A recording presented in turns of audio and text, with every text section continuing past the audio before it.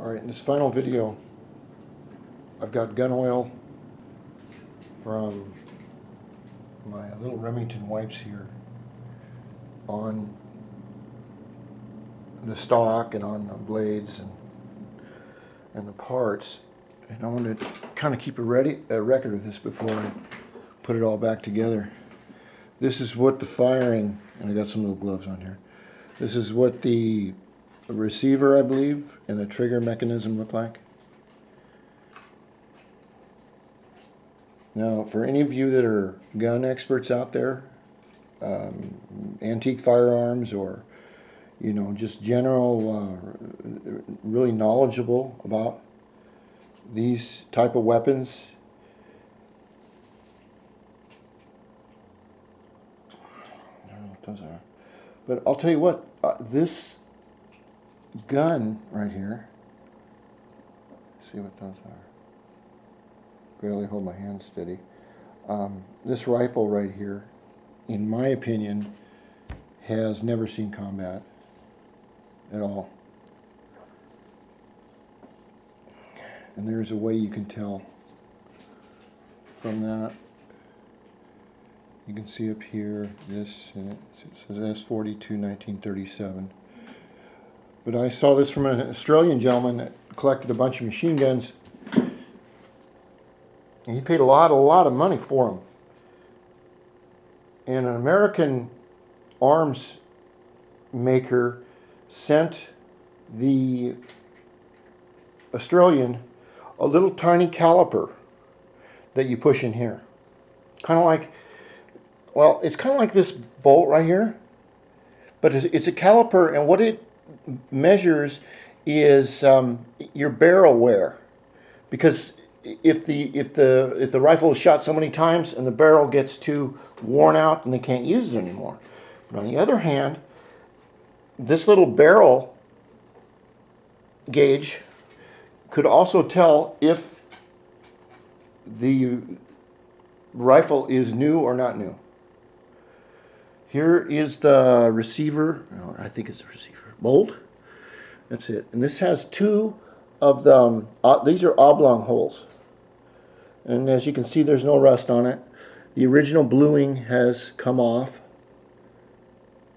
a little bit, and that's kind of turned dark for some reason. But there's no nicks or scratches. The numbers do not match on this. I don't know why. I have a 1937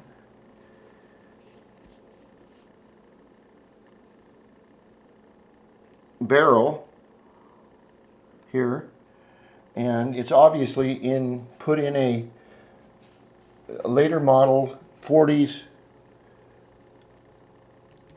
stock. And of course, I've been told that I've taken the stock and I've sanded it all down, and I refurbished it.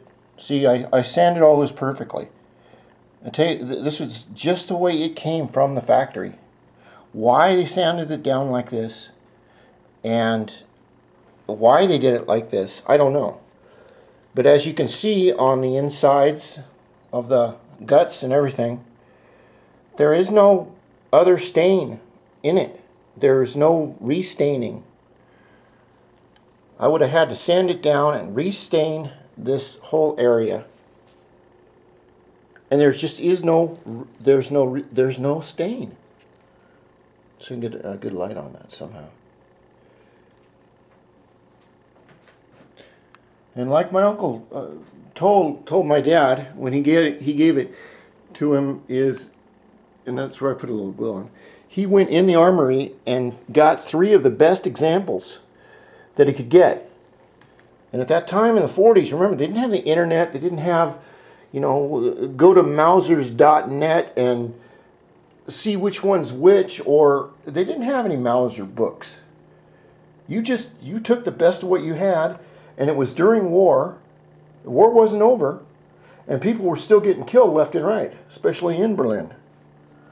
The Russians were coming in on one side, and the Americans were coming in from the west. And here's the I don't know what you call this. You know, I'm not a gun expert, but look how much rust in everything is on this piece. There's a tiny little bit right here, but if you look down the gullet of this, I couldn't get this thing off. I couldn't get it off, so I just left it there. But there's no rust in there. There's no dirt in there. There's nothing. It's damn near virgin, except for the bluing has come off on these screws right here. And of course, there's the Austrian Spy Cat. Get away from that bullet. It's not yours. That's right. Yeah, you just keep moving. And the little nuts here. I have I have two major nuts, and I have one locking nut. The other locking nut, for some reason, it broke off right. Well, you can't see it, but right there, and it'd be easy to get out. But I don't know why it was broken like that.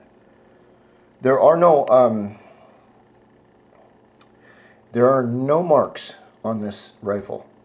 There are no National Socialist marks.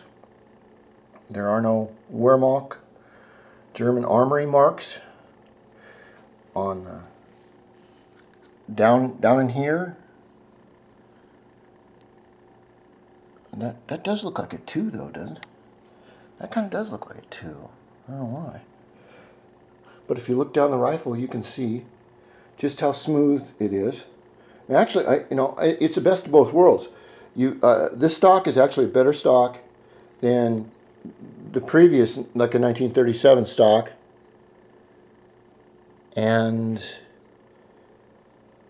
let's see, it says GM 44, but there's no scratches on the back plate of this at all. Nothing. And then the bayonet that came with it, of course, has see if we can get that right there. No sharpening. So what I have here is just a really nice museum piece that I know the history about, and I'm going to put it back together, and I'll put the videos on YouTube.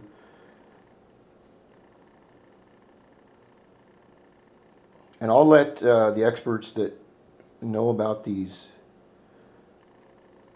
guns, let's see if we can get a down the barrel shot. I don't know if I can do this, but I'm going to try. I got to get it right in the light. I don't know if that's gonna work. But the barrel is pretty clean. Now, the one way to tell if this rifle is new, what they do is they take your standard. This is your Mauser Magnum bullet, but you would take a regular 8mm bullet, and what you would do is you'd stick the nose of it right into the bore right there, and depending how far the bullet itself went into the bore would tell you if you could get a general sense if the bore is in good shape. And so from looking at this,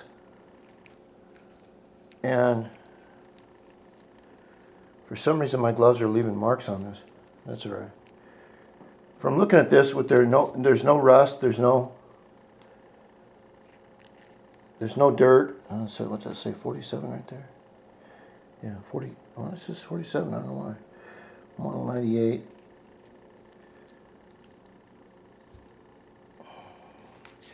And here's this little area right here. And what are you looking at? Spy Cat? No, you stay away from that. You stay away from that bullet, you little East German Stasi. So I'm going to put it all back together after I clean it up and put it in this little gun sock. And if any of you are out there that know a lot about these rifles, you be the judge if it's a Russian capture or if it even was used in the war, because I don't believe it was. It was taken right from the armory, and it's just a nice historical piece, and I don't believe I'll ever fire it again. Okay, I'm gonna rebuild this.